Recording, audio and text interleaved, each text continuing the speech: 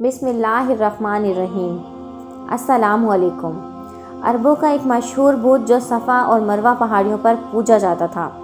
ये वो बुत थे जिन्हें लोगों ने अपने हाथों से नहीं तराशे थे, बल्कि ये जीते जागते हकीकी इंसान थे।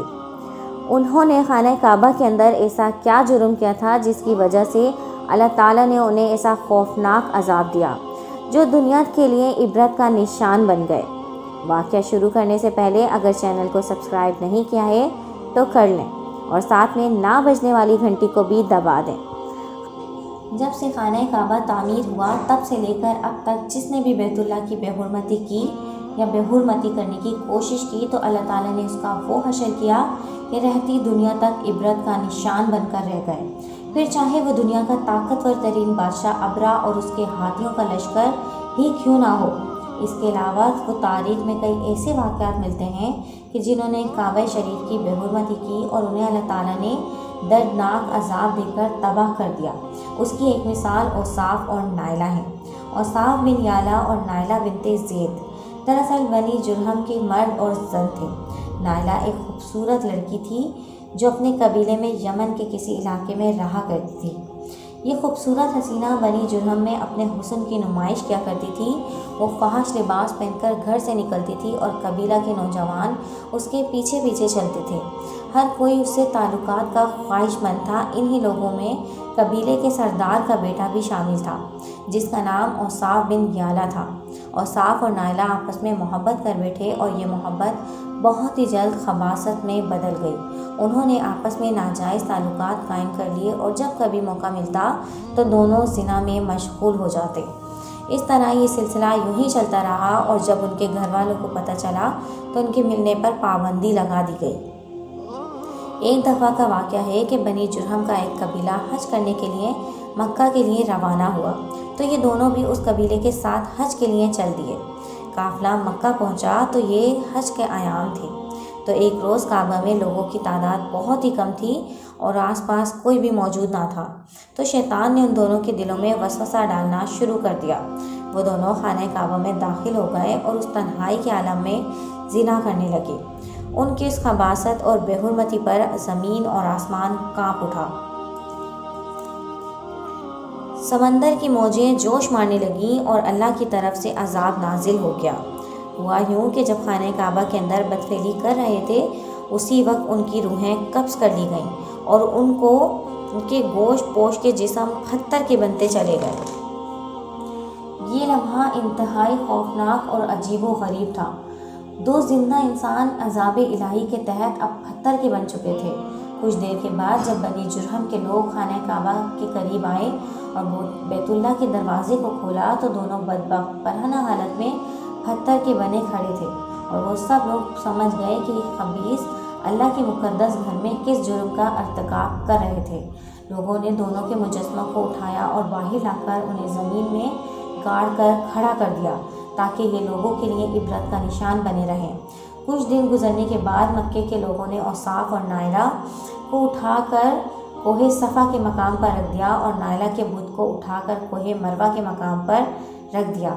सफ़ा और मरवा दरअसल दो पहाड़ी हैं जो खाना काबा के बिल्कुल करीब हैं। उन्हीं पहाड़ियों पर चढ़कर चक्कर लगाकर बीबी हाजरा रज़ियल्लाहु ताला अन्हा ने उस वक्त पानी की तलाश की थी जब हज़रत इस्माइल अलैहिस्सलाम शेरख्वार बच्चे थे और प्यास की शिद्दत से बेकरार हो गए थे। इसलिए ज़माने कदीम से ये दोनों पहाड़ियाँ बहुत मुक़द्दस मानी जाती हैं और हाजी उन पर चढ़कर बड़े अदब एहतराम से तवाफ़ किया करते हैं। जब औसाफ और नायला के बुत को सफ़ा और मरवा पर रखा गया तो उनकी सज़ा ये तजवीज़ की गई कि जो शख्स भी सफ़ा और मरवा पर जाए तो वो उन बुतों को एक एक जूता मारे और 2 नस्लों तक ये तो अमल जारी रहा। फिर लोगों ने उन्हें जूतों के बजाय थप्पड़ मारना शुरू कर दिए और कुछ नस्लों के बाद लोग उन्हें सिर्फ हाथ लगाया करते थे। इस तरह वक्त गुजरने के साथ साथ लोगों ने उनसे इबरत हासिल करना कम और उनकी ताज़ीम ज़्यादा करने लगे।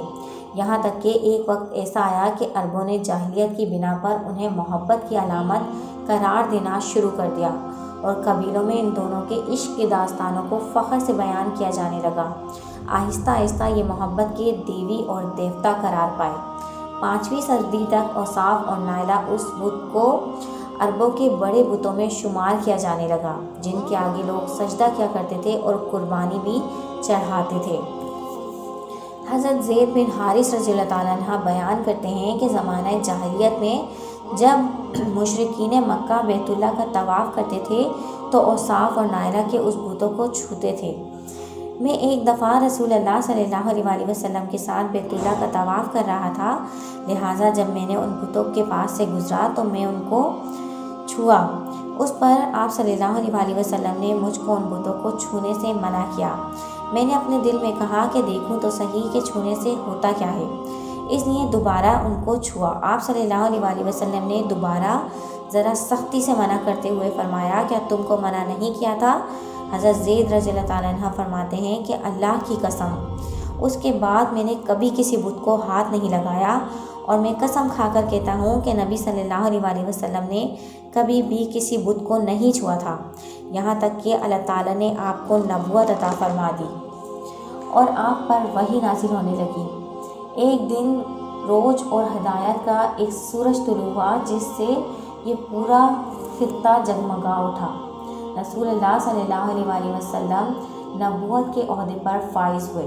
आप सल्लल्लाहु अलैहि वसल्लम ने दावत तबलीग का काम शुरू कर दिया।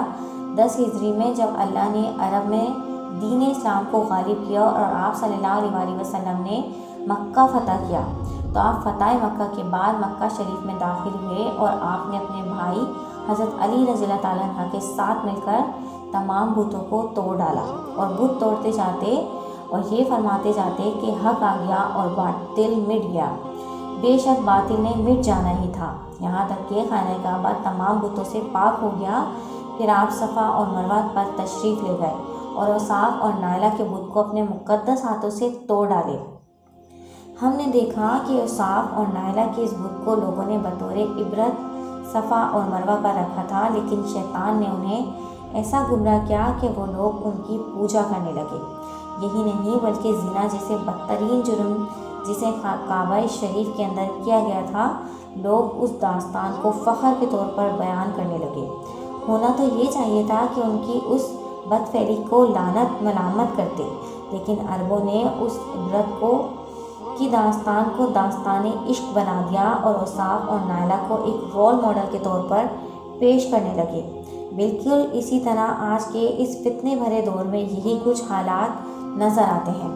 अल्लाह ताला से दुआ है कि अल्लाह ताला हमें हमारी ज़िंदगी सीरत मोहम्मदी के मुताबिक गुजारने की तौफीक अता फरमाए। आमीन या रब्बुल आलमीन।